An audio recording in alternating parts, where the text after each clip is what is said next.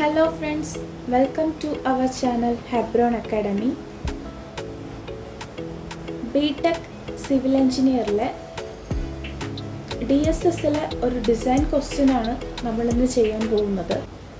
ഇവിടെ ഒരു lab ജോയിൻറ്റിനെ design ചെയ്യാൻ പറയുന്നുണ്ട്. 120/6 mm ആയിട്ടുള്ള 2 പ്ലേറ്റ്സ്, അവരുടെ ലാബ് ജോയിൻ്റാണ് നമുക്ക് ഡിസൈൻ ചെയ്യേണ്ടത്. ക്വസ്റ്റ്യനിൽ തന്നെ ഫാക്ടേർഡ് ലോഡ് തന്നിട്ടുണ്ട്. പിന്നെ അവൻ M16 ബോൾട്ടാണെന്ന് പറയുന്നുണ്ട്, ഗ്രേഡ് 4.6 ആണെന്ന് പറയുന്നുണ്ട്. പിന്നെ FU = 410 MPa ആണെന്ന് പറയുന്നുണ്ട്. അപ്പോൾ ഇത്രയും കാര്യങ്ങളാണ് നമുക്ക് ക്വസ്റ്റ്യനിലുള്ളത്. ഇത് വെച്ചിട്ട് നമുക്ക് എങ്ങനെ ഒരു ലാബ് ജോയിൻറ്റ് ഡിസൈൻ ചെയ്യാമെന്ന് നോക്കാം. അപ്പോൾ സ്റ്റെപ്പ് 1 എന്ന് വെച്ച് കഴിഞ്ഞാൽ ഗിവൺ ഡാറ്റ എഴുതുക. അതായത് ഞാനിപ്പോൾ പറഞ്ഞ ഡീറ്റെയിൽസ് നമ്മൾ ക്വസ്റ്റ്യനിൽ നിന്ന് എടുത്തിങ്ങോട്ട് എഴുതാൻ പോകുന്നു. അപ്പോൾ ആക്ച്വലി M16 ബോൾട്ട് എന്ന് പറയുന്നുണ്ട്. അപ്പോൾ നമുക്ക് മനസ്സിലായി ഡയമീറ്റർ D = 16 mm എന്ന് മനസ്സിലായി. പിന്നെ D0 കണ്ടുപിടിക്കാൻ വേണ്ടിയിട്ട് D plus clearance value add ചെയ്യണം. നമ്മുടെ ക്ലിയറൻസ് വാല്യൂ ഇതിൽ 2 mm ആണ്. സോ നമുക്ക് എങ്ങനെ എഴുതാം? D അതായത് 16 + 2 = D0 = 18 mm എന്ന് നമുക്ക് കിട്ടി. ഓക്കെ, പിന്നെ അടുത്ത് നമുക്ക് ചെയ്യേണ്ടത് FUയുടെ വാല്യൂ ക്വസ്റ്റ്യൻ തന്നിട്ടുണ്ട്. ആ ഡേറ്റ എടുത്ത് അങ്ങ് എഴുതുക. FU = 410 MPa. FU 410 ആണെങ്കിൽ FY തീർച്ചയായിട്ടും എന്ത് തന്നെയായിരിക്കും? 250 Nm/mm² തന്നെ ആയിരിക്കും. ഓക്കെ, പിന്നെ നമുക്ക് ആക്ച്വലി അതിൻ്റെ ബ്രെഡ്ത്ത് തന്നിട്ടുണ്ട്, തിക്നെസ് തന്നിട്ടുണ്ട്. ആ കാര്യങ്ങളൊക്കെ നമുക്ക് എടുത്തെഴുതാം. B = 120 mm, T = 6 mm. Okay, പിന്നെ നമുക്കവിടെ പറയുന്നുണ്ട് ഫാക്ടേർഡ് ലോഡ് 145 kN ആണെന്ന് പറയുന്നുണ്ട്. സോ നമുക്കത് എഴുതാം. ഫാക്ടേർഡ് ലോഡ് =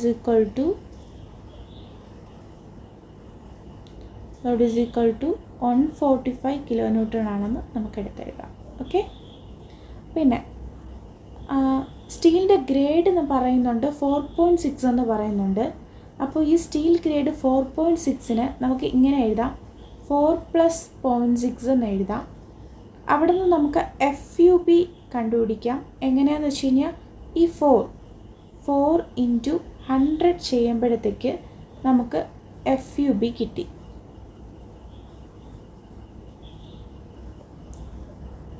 FYB കണ്ടുപിടിക്കാനായിട്ട് ഈ സെക്കൻഡ് പാർട്ട് 0.6 × FUB ചെയ്താൽ മതി.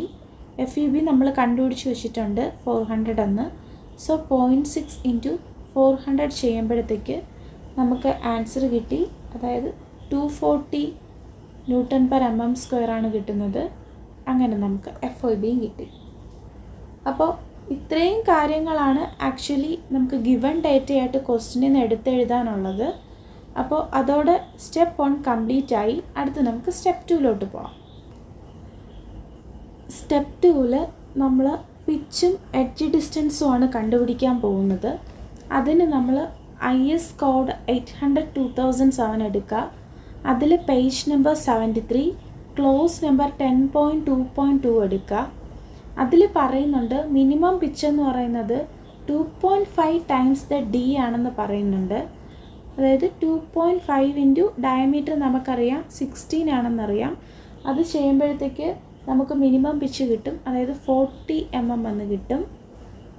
പിന്നെ അതുപോലെ മാക്സിമം എഡ്ജ് ഡിസ്റ്റൻസ് 1.5 D0 എന്ന് പറയുന്നുണ്ട്. അതായത് 1.5 × D0 നമുക്ക് ഓൾറെഡി അറിയാം 18 ആണെന്നറിയാം. അത് ചെയ്യുമ്പോൾ നമുക്ക് ആൻസർ കിട്ടും, അതായത് 27 എന്ന് നമുക്ക് കിട്ടും. ഓക്കെ, ഇനി ഇതുപോലെ തന്നെ മാക്സിമം പിച്ചും മാക്സിമം എഡ്ജ് ഡിസ്റ്റൻസും നമ്മൾ കണ്ടുപിടിക്കേണ്ടതായിട്ടുണ്ട്. അതിന് ഈ കോഡിൽ തന്നെ പേജ് നമ്പർ 74, ക്ലോസ് നമ്പർ 10.2.3.1 ഇങ്ങനെ പറയുന്നുണ്ട്. മാക്സിമം പിച്ച് എന്ന് പറയുന്നത് 32 times the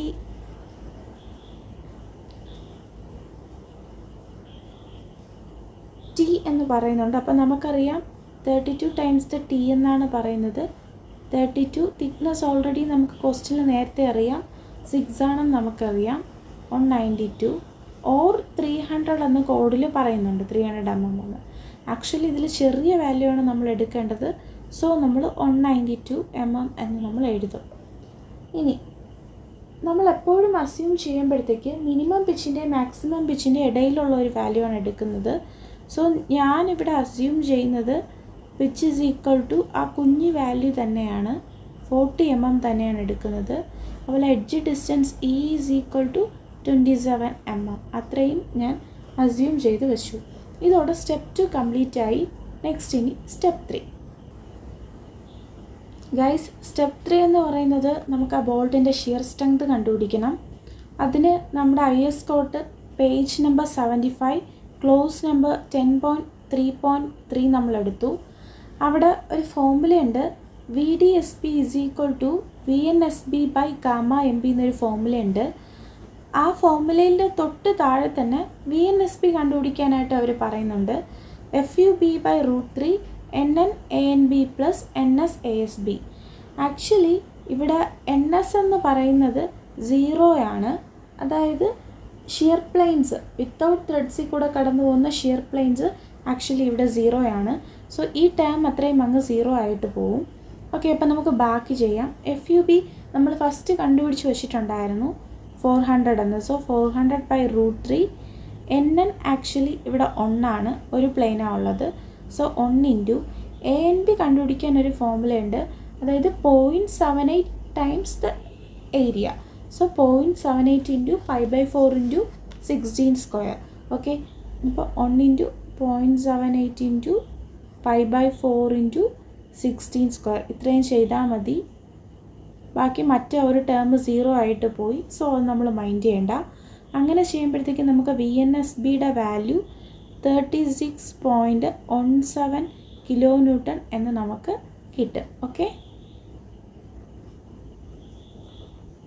VNSB കിട്ടിക്കഴിഞ്ഞാൽ നമുക്കടുത്ത് എന്ത് കണ്ടുപിടിക്കാം? VDSB കണ്ടുപിടിക്കാം. ബിക്കോസ് നമുക്കറിയാം VDSB is equal to VNSB by gamma MB. Okay, അപ്പോൾ നമുക്ക് ഓൾറെഡി അറിയാം ഗാമ MBയുടെ വാല്യൂ 1.25 എന്ന് നമുക്കറിയാം.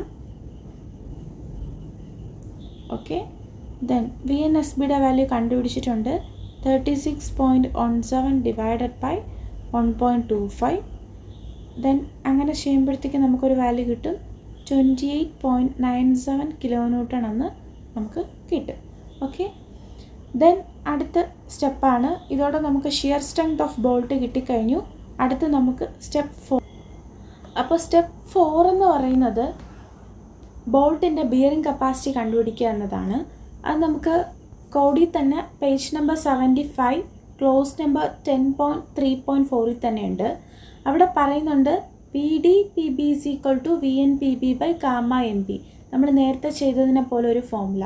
പക്ഷേ ഇവിടെ VNPBയുടേത് 2.5 KB DTFU. ഓക്കെ, അപ്പോഴും നമുക്ക് KBയുടെ വാല്യൂ കണ്ടുപിടിക്കണം. KBയുടെ വാല്യൂ കണ്ടുപിടിക്കാനായിട്ട് അതായത് 4 ഫോർമുലയുണ്ട്. ഇതിൽ നിന്ന് ഏറ്റവും ചെറുതിനെയാണ് എടുക്കേണ്ടത്. ഒന്നാമത്തെന്ന് പറയുന്നത് E/3D0. അപ്പം നമുക്കറിയാം E എന്ന് പറയുന്നത് 27 നേരത്തെ ചെയ്തായിരുന്നു. 3 ഇൻറ്റു D0 നമുക്കറിയാം എത്രയാ 18 ആണെന്ന് നമുക്കറിയാം. അപ്പോൾ ഇത് ചെയ്യുമ്പോഴത്തേക്ക് നമുക്കൊരു വാല്യൂ കിട്ടും. അതുപോലെ P/3D0 മൈനസ് 0.25. P എന്ന് പറയുന്നത് പിച്ചാണ്. ആക്ച്വലി നമുക്ക് അവനെ അറിയാം. പിച്ചെന്ന് പറയുന്നത് എത്രയാ? നേരത്തെ നമ്മൾ ചെയ്തായിരുന്നു 40/3 ഇൻറ്റു 18 മൈനസ് 0.25 ചെയ്യുമ്പോൾ നമുക്കൊരു വാല്യൂ കിട്ടും. പിന്നെ ഒരു KBയുടെ വാല്യൂ എന്ന് പറയുന്നത് FUB/FU. അതായത് FUB എന്ന് പറയുന്നത് നമ്മൾ ചെയ്തായിരുന്നു 400, FU 410 ആയിരുന്നു. അങ്ങനെ ചെയ്യുമ്പോൾ നമുക്കൊരു വാല്യൂ കിട്ടും. And last one KB is equal to 1. അപ്പം ഇത്രയും വാല്യൂവിൽ നിന്ന് ഈ 4 KBയുടെ വാല്യൂവിൽ നിന്ന് ഏറ്റവും ചെറിയവൻ്റെ വാല്യൂ ആണ് നമ്മൾ എടുക്കേണ്ടത്. ഓക്കെ, അങ്ങനെ നമ്മൾ KBയുടെ വാല്യൂസ് കണ്ടുപിടിച്ചു. എന്നിട്ട് അതിൽ നിന്ന് ഏറ്റവും സ്മോളർ വാല്യൂ ആണ് നമ്മൾ എടുക്കുന്നത്. അങ്ങനെ KB ഈസ് ഈക്വൽ ടു 0.49 ആണ് ഇവിടെ ഉള്ളതിൽ ഏറ്റവും സ്മോളർ വാല്യൂ. സോ നമ്മൾ എടുത്തു. ഇനി നമ്മൾ VNPB കണ്ടുപിടിക്കാൻ പോവുകയാണ്. ബാക്കി എല്ലാ ഡീറ്റെയിൽസും നമ്മുടെ കയ്യിലുണ്ട്. കെ ബിയുടെ വാല്യൂ 0.49, ഡി എന്ന് പറയുന്നത് 60, ടി എന്ന് പറയുന്നത് 6 ഇൻറ്റു എഫ് യു എന്ന് പറയുന്നത് നമുക്ക് ഓൾറെഡി അറിയാം 410. അപ്പം ഇത്രയും ചെയ്യുമ്പോഴത്തേക്ക് നമുക്കൊരു വാല്യൂ കിട്ടും. അതാണ് എന്തെന്ന് പറയുന്നത് പി എൻ പി ബി എന്ന് പറയുന്നത്. ഓക്കെ, ഇനി ഈ കിട്ടുന്ന വാല്യൂ ഡിവൈഡഡ് ബൈ എന്താണ് ഗാമ എം ബി ചെയ്യുമ്പോഴാണ് നമുക്ക് വി ഡി പി ബി കിട്ടുന്നത്. So V D P B is equal to ഈ കിട്ടുന്ന വാല്യൂ, അതായത് 2.5 ഇൻറ്റു 0.49 ഇൻറ്റു 16 ഇൻറ്റു 6 ഇൻറ്റു 410. ഈ വലിയ value divided by gamma M ബിയുടെ വാല്യൂ നമുക്ക് അറിയാം 1.25. ഇത്രയും ചെയ്യുമ്പോഴത്തേക്ക് നമുക്ക് വി ഡി പി ബിയുടെ വാല്യൂ കിട്ടും, അതായത് 38.576 എന്നാണ് കിട്ടുന്നത്. ഓക്കെ, വാല്യൂ കിട്ടി. ഇനി നമുക്കടുത്ത് സ്റ്റെപ്പ് 5 എന്ന് പറയുമ്പോഴത്തേക്ക്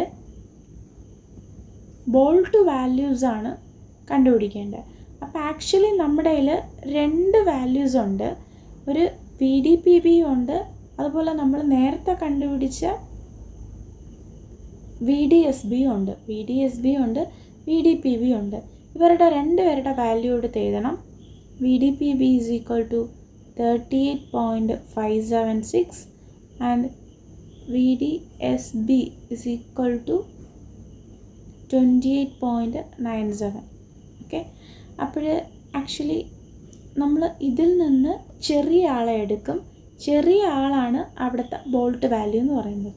സോ ഇതിൽ നിന്ന് സ്മോൾ ആരാണ്, ഈ 2 വാല്യൂ ഒന്ന് കമ്പയർ ചെയ്യുമ്പോഴത്തേക്ക് സ്മോൾ വാല്യൂ ആരാണ് കിട്ടുന്നത് 28.97.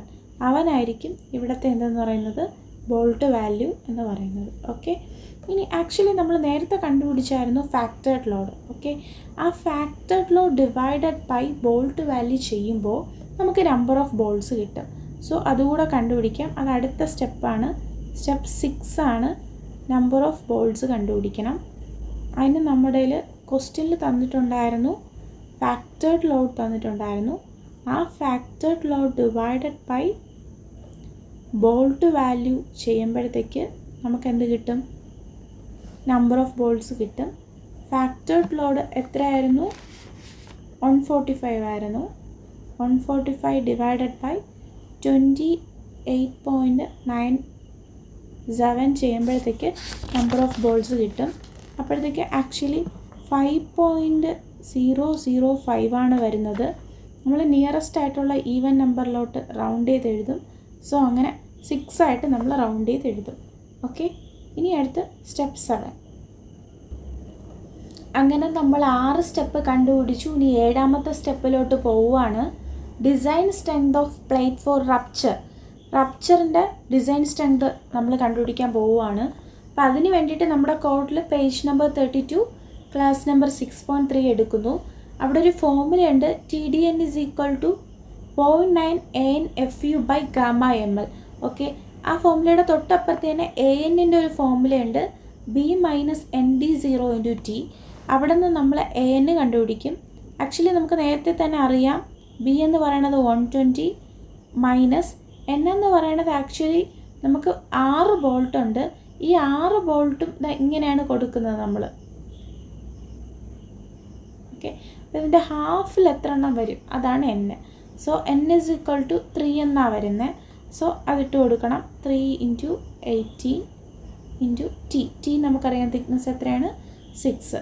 അങ്ങനെ ചെയ്യുമ്പോഴത്തേക്ക് നമുക്കൊരു വാല്യൂ കിട്ടി, അതായത് 396 കിട്ടി. അങ്ങനെ നമുക്ക് ANൻ്റെ വാല്യൂ കിട്ടിയെങ്കിൽ നമുക്ക് എന്ത് ചെയ്യാം, TDN കണ്ടുപിടിക്കാം. ഓക്കെ, അങ്ങനെ TDN നമ്മൾ കണ്ടുപിടിക്കാൻ പോകുന്നു. 0.9396. FU ആക്ച്വലി നമുക്കറിയാം 410 ആണെന്നറിയാം. ഗാമ ML 1.25 നമുക്കറിയാം. ഓക്കെ, അങ്ങനെ ചെയ്യുമ്പോഴത്തേക്ക് 116.899 kN നമുക്ക് കിട്ടും. ആക്ച്വലി നമുക്ക് ഫാക്ടേർഡ് ലോഡ് ക്വസ്റ്റ്യനിൽ തന്നിട്ടുണ്ടായിരുന്നു 144 kN തന്നിട്ടുണ്ടായിരുന്നു. ഈ 116.899 എന്ന് പറയുന്നത് 145-നേക്കാളും ചെറുതായതുകൊണ്ട് ഇവൻ എന്തല്ല, നോട്ട് സേഫാണ്. ഓക്കെ, സേഫ് അല്ല. ഫാക്ടേർഡ് ലോഡിനേക്കാളും ചെറുതായതുകൊണ്ട് ഇവൻ എന്തല്ല, സേഫ് അല്ല. ഓക്കെ, അടുത്ത് നമുക്ക് സ്റ്റെപ്പ് 8 കിടക്കാം. അങ്ങനെ നമ്മൾ ഫൈനൽ സ്റ്റെപ്പിലേക്ക് വന്നു, അതായത് സ്റ്റെപ്പ് 8. അവിടെ നമ്മൾ കണ്ടുപിടിക്കുന്നത് design strength of plate against yielding ആണ്. അതിന് നമ്മുടെ കോഡിലെ പേജ് നമ്പർ 32 ക്ലാസ് നമ്പർ 6.2 എടുക്കുന്നു. അവിടെ ഒരു ഫോർമുലയുണ്ട്, TDG = AgFy/gamma m എന്നൊരു ഫോർമുലയുണ്ട്. അപ്പോൾ AG എന്ന് വെച്ച് കഴിഞ്ഞാൽ ഗ്രോസ് ഏരിയയാണ്. അതായത് നമ്മൾ ബ്രെഡ്ത്ത് ഇൻറ്റു തിക്നെസ് ചെയ്താൽ മതി. 120 × 6 ചെയ്യുമ്പോഴത്തേക്ക് നമുക്ക് കിട്ടും 720 mm² എന്ന് കിട്ടി. അടുത്ത് നമുക്ക് TDG കണ്ടുപിടിക്കാം. 720 ആക്ച്വലി FY നമുക്കറിയാം 250 ആണെന്ന്, ഡിവൈഡഡ് ബൈ ഗാമ MO നമുക്ക് 1.1 ആണെന്ന് അറിയാം. ഓക്കെ, ദെൻ അങ്ങനെ നമുക്കൊരു വാല്യൂ കിട്ടി 163.63 കിട്ടി. ആക്ച്വലി ഇവനെന്ന് പറയുന്നത് ഫാക്ടർഡ് ലോഡ് 145-നേക്കാളും കൂടുതലാണ്. സോ നമുക്ക് എന്ത് പറയാം, ദിസ് ഇസ് സേഫ് ആണെന്ന് നമുക്ക് പറയാം. ഓക്കെ, ഇനി നമുക്കൊരു ഫൈനൽ സ്റ്റെപ്പ് ഉള്ളത് എന്താണെന്ന് വെച്ച് കഴിഞ്ഞാൽ പിക്ചർ വരയ്ക്കുക എന്നത് മാത്രമാണ്. സോ നമുക്ക് പിക്ക് വരയ്ക്കാം.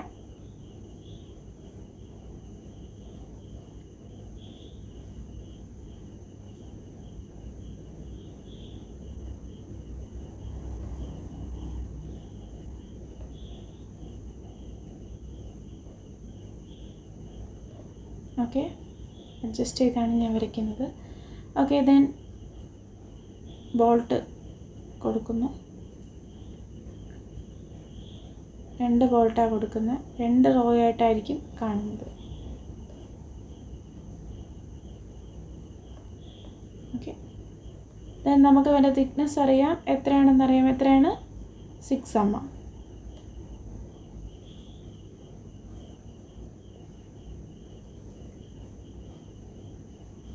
നമ്മൾ വരയ്ക്കുന്നു. ഇത് താഴത്തെ സൈഡ് ആയതുകൊണ്ട് കാണത്തില്ല, അതുകൊണ്ടാണ് ഞാൻ ഈ ഹിഡൻ ലൈൻ കൊടുക്കുന്നത്. ഹിഡൻ ആയതുകൊണ്ടാണ് ഇങ്ങനെ കൊടുക്കുന്നത്. നമുക്ക് 6 ബോൾട്ടാണ് കൊടുക്കേണ്ടത്. അപ്പോൾ ഒരു സൈഡിൽ എത്ര ബോൾട്ട് വരും? 3 ബോൾട്ട് വരും.